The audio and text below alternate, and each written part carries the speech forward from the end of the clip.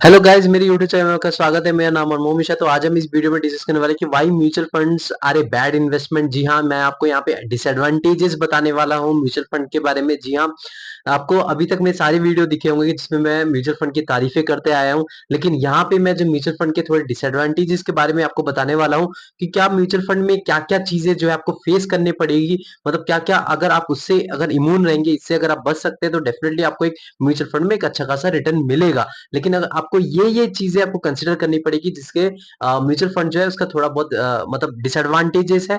तो मैं चैनल को सब्सक्राइब जरूर कर दीजिएगा। मैं सिर्फ लाता रहता हूँ। जो शुरू करते हैं, सबसे पहले मैं आपको बता दूं, यहाँ पे टोटल मैं 8 पैरामीटर्स के बारे में डिस्कस करने वाला हूँ, जिसको म्यूचुअल फंड के फंड में आपको इसको डिसएडवांटेजेस मान सकते हैं, या फिर आप इसका नेगेटिविटी या फिर डीमेरिट्स मान सकते हैं, या फिर आप इसको कह सकते हैं म्यूचुअल फंड क्यों बैड है इन्वेस्टमेंट के तौर पे अगर आप देखा जाए।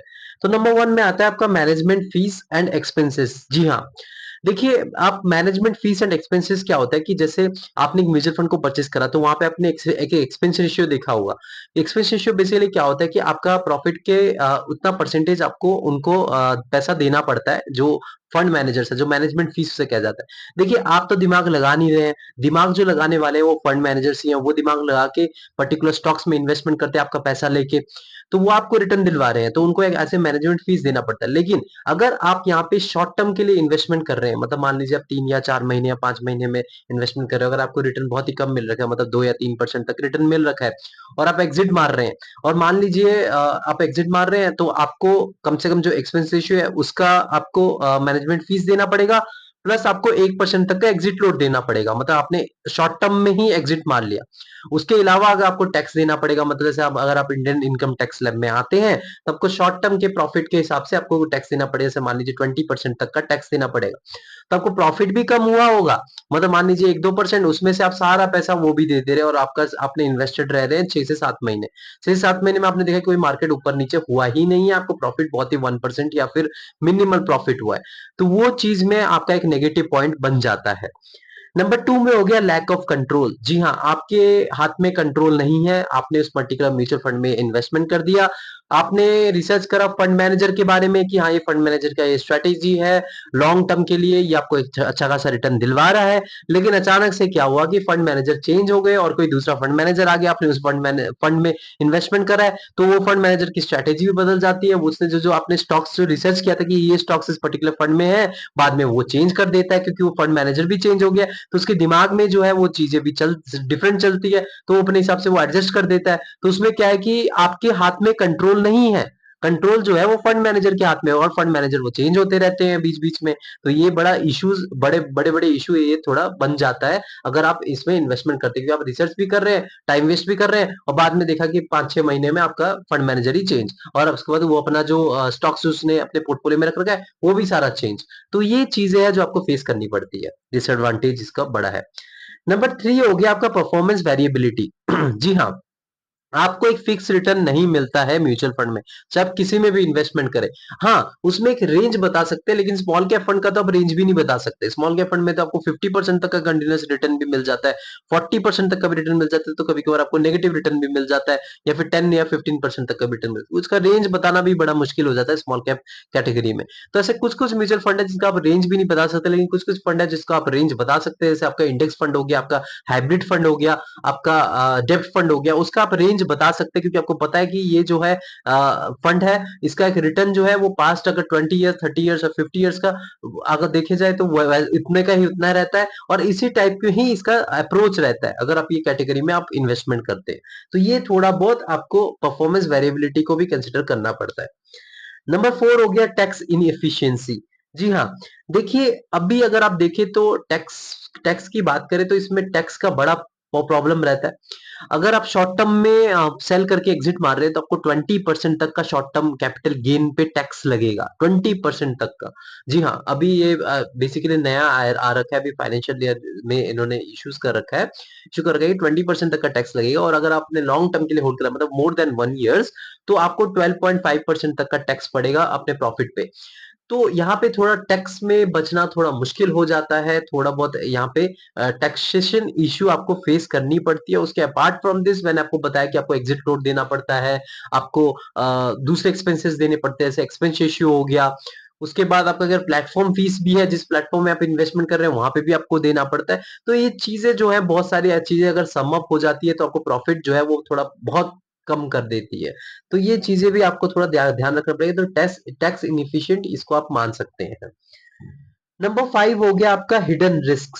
जी हाँ, हिडन रिस्क इसमें बहुत होते हैं। जैसे कि मान लीजिए आपने कोई भी फंड चूज करा जो कि कंजर्वेटिव फंड है, कंजर्वेटिव फंड हो गया या फिर हाइब्रिड फंड हो गया, डेब्ट फंड हो गया, लेकिन उसने अपने पोर्टफोलियो में कुछ एक रिस्की फंड रख दिया है, तो वहां पे क्या क्या रिटर्न भी थोड़ा सा ज्यादा मिलने के चांसेस हो जाते हैं, वहां पे नेगेटिव आने के भी चांसेस मिल जाते हैं, जो कि आपको दिमाग में है ही नहीं। आपने सोच रखा है नहीं यार, मुझे ज्यादा रिस्क नहीं चाहिए, मुझे 8 से 12% के बीच में रिटर्न चाहिए, मतलब मुझे बेटर देन एफडी रिटर्न चाहिए। एफडी का रिटर्न आपका 7% है, यहाँ पे आपको थोड़ा रिस्क कम लेके बहुत कम मतलब रिस्क को बहुत कम करके आपको 8 से 12% तक का रिटर्न चाहिए। लेकिन यहाँ पे आपने इसलिए कंजर्वेटिव फंड चूज करा, या फिर कोई हाइब्रिड फंड चूज करा, या फिर आपने कोई डेट फंड चूज करा, और लेकिन वहां पे आपको पता चला कि कोई ऐसा पोर्टफोलियो में है कि जो कि बहुत ज्यादा रिस्की चीजें हैं। तो ये चीजें आपको थोड़ा बहुत देखना पड़ेगा, और ये चीजें चेंज होती रहती है, फंड मैनेजर के हिसाब से भी अपने हिसाब से चेंज करता रहता है, तो वो चीजें ना हो इसीलिए इस चीज में एक हिडन रिस्क बना रहता है, ऐसे हर एक फंड में बना रहता है। मतलब वो आपने एक्सपेक्ट ही नहीं किया और वो चीजें हो रही है उसमें, तो वो चीजें होती हुई। नंबर 6 में हो गया lock in period and exit loads. जी हाँ, lock in period exit loads, अगर आप टैक्स बचाने की जो कोशिश कर रहे हैं, आप ईएलएसएस फंड में इन्वेस्टमेंट कर रहे हैं, तो आपको लॉक इन पीरियड के थ्रू गुजरना पड़ेगा। या फिर जो भी कुछ कुछ ऐसे फंड भी है जिसमें आपको कोई टैक्स में बचत नहीं मिल रही है और उसमें भी आपको लॉक इन पीरियड के थ्रू गुजरना पड़ता है, तो और उसमें एग्जिट लोड भी होता है। तो चीजें हैं, ये चीजें थोड़ी डिसएडवांटेज बन जाती है कि आप इसमें से पैसा निकाल नहीं सकते, आप लॉक हो जाता है जितना आप पैसा इन्वेस्टमेंट करते हैं। तो ये चीजें आपको थोड़ा देख के पर्टिकुलर म्यूचुअल फंड में इन्वेस्टमेंट करना चाहिए, अगर आप करते हैं तो।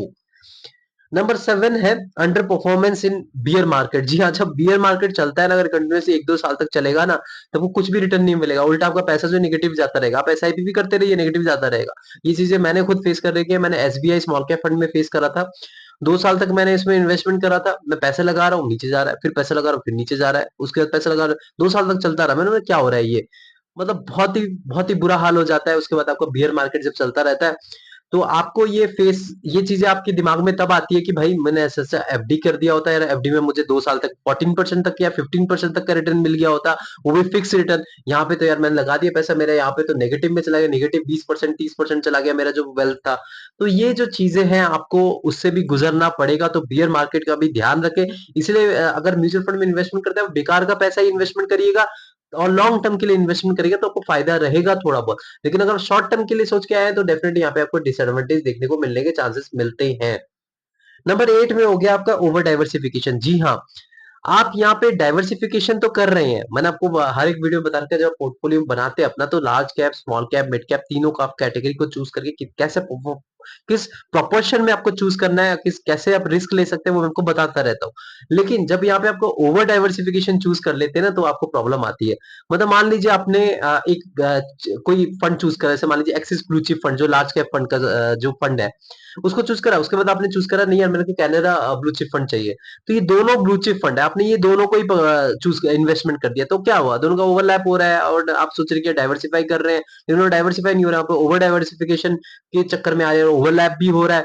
और उसके बाद आपने अपने पोर्टफोलियो में, मतलब आपने स्मॉल कैप फंड का जब देखा लिस्ट ना, यार ये भी अच्छा रिटर्न दे रहा है, ये भी अच्छा रिटर्न दे रहा है, ये भी अच्छा रिटर्न दे रहा है, सारा आपने सब में आपने 1000 रुपए है तो सब में आपने 100 रुपए का इन्वेस्टमेंट कर दिया।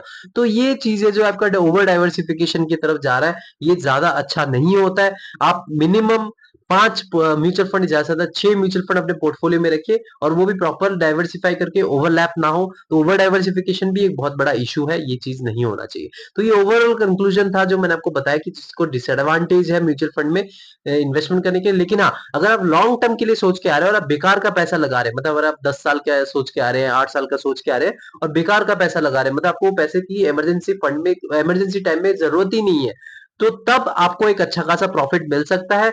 वरना अगर आप शॉर्ट टर्म के लिए सोच के आ रहे हैं तो आपको यहाँ पे लॉस के लिए भी तैयार रहिए, क्योंकि यहाँ पे एक फिक्स रिटर्न नहीं मिलता है, और मैंने आपको पैरामीटर्स के हिसाब से बता दिया कि यहाँ पे क्या क्या पॉसिबल रिस्क है। तो मेरे चैनल को सब्सक्राइब जरूर कर दीजिएगा, मैं इस वीडियो लाता रहता हूँ। Thank you.